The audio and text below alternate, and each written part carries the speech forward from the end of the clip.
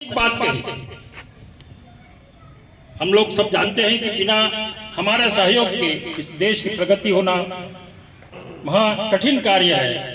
आपने जो आह्वान किया उसका हम अमल करेंगे।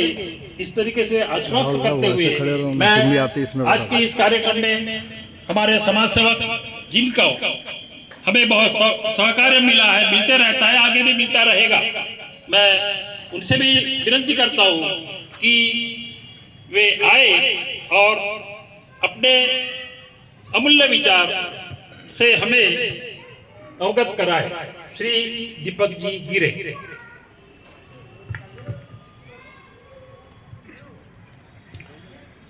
आज आपण या ठिकाणी आशीर्वाद गार्डन मध्ये 15 ऑगस्ट स्वातंत्र्य दिवस साजरा करण्याकरता या ठिकाणी सर्वजण उपस्थित आहोत। या ठिकाणी सर्व धर्म समभावाचे प्रतीक सर्वोदय एक्सरसाइज ग्रुपच्या माध्यमातून आपण काही वर्षापासून या ठिकाणी झेंडा वंदनाचा कार्यक्रम तसेच 15 ऑगस्ट आणि 26 जानेवारी हे दोन्ही राष्ट्रीय सण सर्व सणापेक्षा मोठे सण असणारे हे दोन्ही सण आपण या ठिकाणी साजरे करतो। आता या ठिकाणी आमचे सुंदरलालजी वर्मा यांनी सांगितलं की मी पहिल्यांदा टोपी घातली आणि पहिल्यांदा झेंडा वंदन केलं। या सर्व धर्म समभाव एक्सरसाइज ग्रुपचं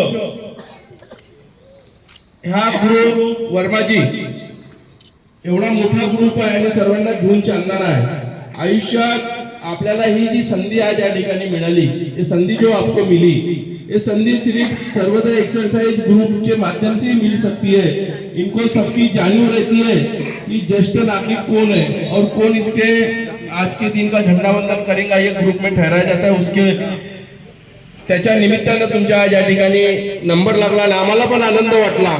वर्माजी बद्दल मी झेंडा आपल्या देशाबद्दल तर सांगेन, यांची आमच्या धर्मपत्नी आमच्या काकू वर्मा माधुरी दीक्षित यांच्यासोबत त्याला मुंबईमध्ये डान्स कॉम्पिटिशन मध्ये त्यांच्यासोबत त्यांचा डान्स झाला आणि त्यांच्यासोबत यांच्या मिसेसनी फोटो सुद्धा काढला आणि एक चांगलं व्यक्तिमत्व आणि ऍक्टिव्ह आहे।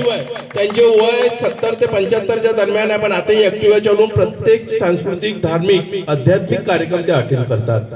आपण या ठिकाणी परमपूजनीय महात्मा गांधी, छत्रपती शिवाजी महाराज, परम पूजनीय डॉक्टर बाबासाहेब आंबेडकर यांच्या प्रतिमेला पुष्पहार घालून आपण विधिवत या ठिकाणी झेंडा वंदन केलेला आहे। हे झेंडा वंदन करत असताना